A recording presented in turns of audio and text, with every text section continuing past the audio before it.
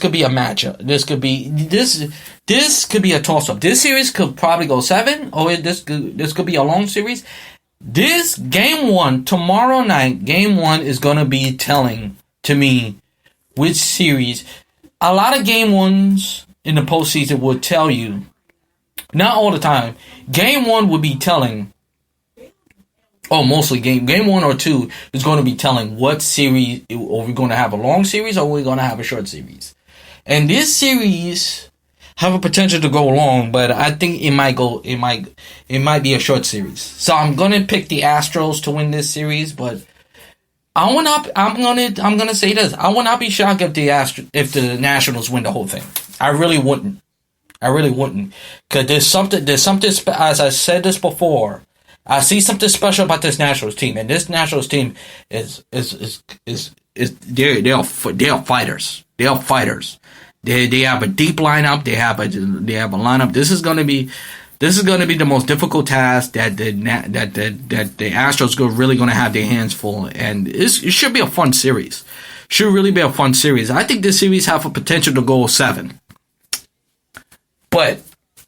Like I said, game 1, in my view, is game 1 or game 2 is going to be telling to me what type of series we're going to have, and that's where we are as far as the World Series is concerned. Now let's go around the NFL. Let's go around the NFL for a second, and I don't know if any of you guys saw the Titans Chargers game yesterday, but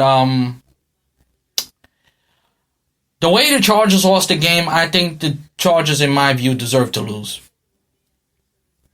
And the Chargers had a chance to win that game, and they blew that game. And first of all, to me, I don't like the 10-second runoff. I don't really like the 10-second runoff. I don't know how it works. I don't know how the 10-second runoff works and stuff like that. And I think it's, to me, in my view, I think it's stupid. I think they need to get rid of that. But nevertheless, I think the Chargers had a chance to win this game twice, and did not capitalize on either one of them because they were stopped short. And give the Titans credit. The Titans hung on defensively, get that strip fumble in the end of the game, and the commentators, Ian Eagle and Dan Fouts, got confused a little bit. They thought the Chargers took the timeout, and they didn't know that the Titans took the timeout. Was beyond me, even though they said it, but it was a messed up game. It was a messed up game. I want to say from top to bottom, but the Titans could have blew that game, but in the end, they hold on to win. Baltimore's for real. Lamar Jackson, I'm not surprised, and Lamar Jackson is a great. The more I look at Lamar Jackson, he reminds me more of Michael Vick. Except, to me, Michael Vick was a better thrower. But nevertheless, I think the Baltimore Ravens is suited to win the North and beat the Seattle Seahawks team. I mean, don't sleep on the Seahawks. The Seahawks are still good and stuff like that. And it's really remarkable. Buffalo is having a tremendous season, beating the Dolphins and so forth. Buffalo is going to be right up there with New England for the East. They may not win it, but they're the only team in the East that can give the Patriots a fight. But they still, I don't think the Patriots will still win the AFC East. Excuse me, win the AFC East. Now, as far as the Niners, how about the 49ers? The 49ers, you know what? I'm a full believer now. The Niners are legit now. They're winning to Washington, even though Washington has always been mediocre. But we all know that. And Washington, for the 49ers to go into the East Coast and win a game against the 49ers, which was a sloppy football game, those type of games that I love. Anybody who's a true diehard football fan will love those type of games. Messy, rainy, nasty, in the mud. Those are a lot of, as a fan, there's a lot of games to watch, and as a player, a lot of fun to play, and stuff like that. I'll give me the rain over the snow any day of the week, as long as it's nice and warm. But nevertheless, the Niners to win it in a baseball in a baseball score is really remarkable. By the score of 9-0, shut out the Redskins, and this defense is for real. They really are. Really are. And Aaron Rodgers, this guy, in the words of Stephen A. Smith, he is a bad man. A perfect passing rating of 158.8. 158. I'm telling you right now, Aaron Rodgers is one of the... I'm going to go on a limb and say Aaron Rodgers is a better quarterback than Brett Favre. I mean, Aaron Rodgers rarely turned it over. And he got one of the strongest arms I have seen since Brett Favre. So he really got a strong arm. He really has. And to beat the Raiders 42-30. I forgot what points the Raiders had, but it's really remarkable. And they look like the NFC North is gonna belong to the Green Bay Packers. And the Minnesota Vikings, what a turnaround! Kirk Cousins is really played well yesterday. So is Stephon Diggs, really playing well this season. How about the Bears? The Bears, to me, has been the most disappointing team, by far. Disappointing team this year. They get beat up the way they did against the New Orleans Saints. It's really remarkable. Really remarkable and stuff like that. Getting beat up the way they did, obviously, and stuff like that.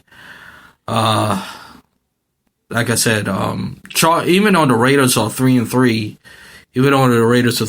they're right up there with Kansas City, right up there in second place with Kansas City, the only team. The Raiders are right there with Kansas City, so the Kansas City is still going to win the West. Kansas City is still going to win the West, I believe. But if you want to crown the NFC East, I mean, the Cowboys lit up the Philadelphia Eagles.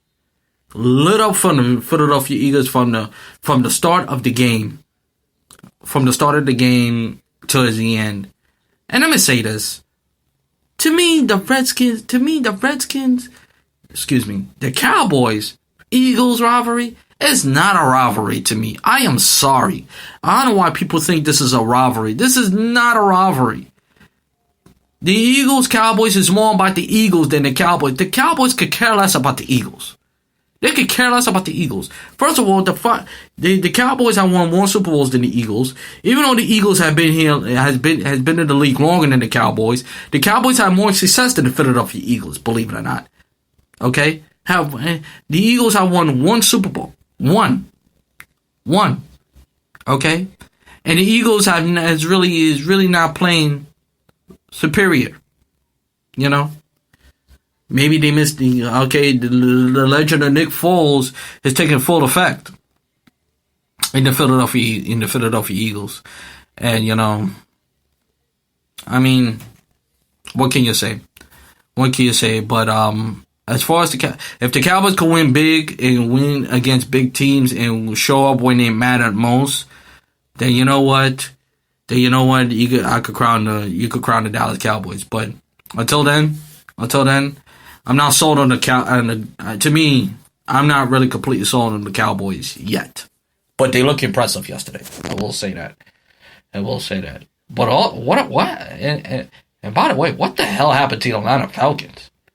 They are 1-5. 1-5 have not played well at all. Not played well. Okay? This Atlanta Falcons team is really gone downhill. really gone downhill. And Manny Ice has become the quarterback everybody forgotten in the National Football League. So, it's really, really crazy. And really, really crazy. And I guess, as far as the Giants, I guess we finally calmed down about Daniel Jones being the quarterback. Now we're going. Now, what are you gonna do next, Giants fans? You want Eli Manning back as quarterback? Huh? Huh?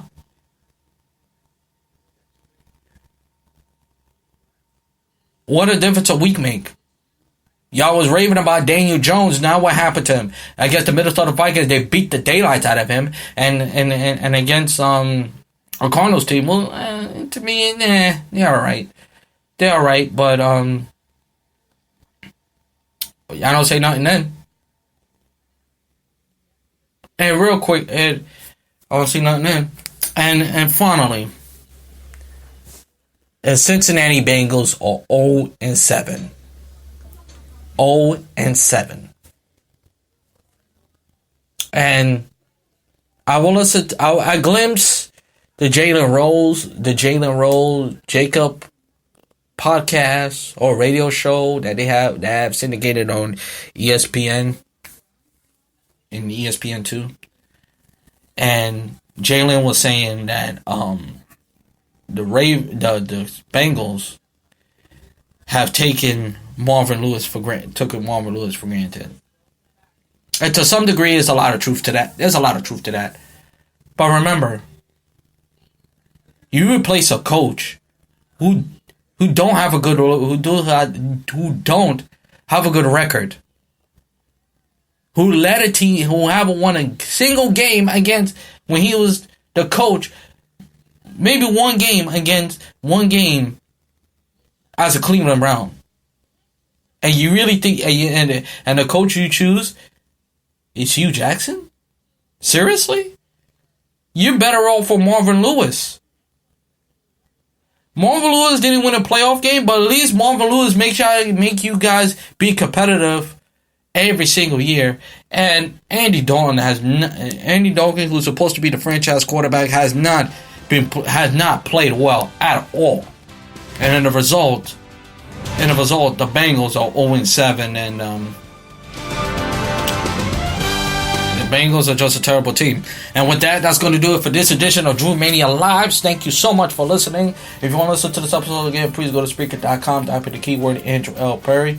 Once again, go to Spreaker.com, type in the keyword Andrew Perry, and follow my show on Facebook, Twitter, YouTube, iHeartRadio, at Apple Stores, Apple Podcasts, Spotify, Google Podcasts, and for those of you who live in the Brooklyn area, please check out my show. Please check out my air show, my syndicated show on Channel 68, October 26th on Channel 68 on the Brick channel, Channel 68 on Saturday at 1 a.m.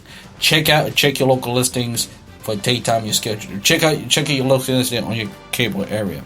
Until next time, this is Andrew Perry, always saying to you, shalom, let peace go with you, and I'll talk to you in the next Drew Mania Live. So long, everybody. Enjoy the rest of your Monday.